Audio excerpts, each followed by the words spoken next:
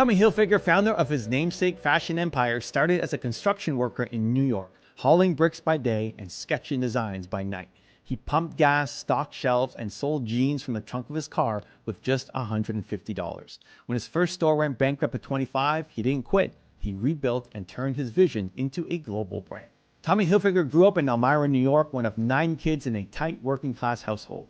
His dad repaired watches. His mom worked double shifts as a nurse. In school, Tommy struggled. He couldn't read well, didn't understand why, and was called lazy by his teachers. It wasn't until years later he learned he had dyslexia.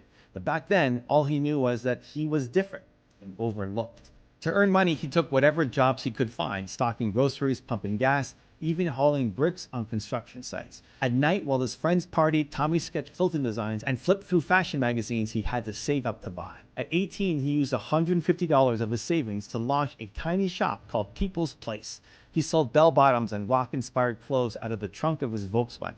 He brought in local brands to draw crowds, turned the store into a hangout spot, and made enough money to keep going until he did. At 25, the business folded under mounting debt. His friends pulled away. People in his hometown talked. He felt humiliated, like he'd proven every doubter right. But instead of hiding, he packed up and drove to New York City. He had no fashion training, no contacts, just a box of sketches and everything failure had taught him. He lived cheap, designed for small brands, and finally got a meeting that changed his life. In 1985, with backing from businessman Mohan Murjani, he launched his own line, Tommy Hilfiger. Critics mocked the bold logo and flashy billboard in Times Square. But Tommy knew who he was speaking to. Within years, his red, white, and blue became iconic.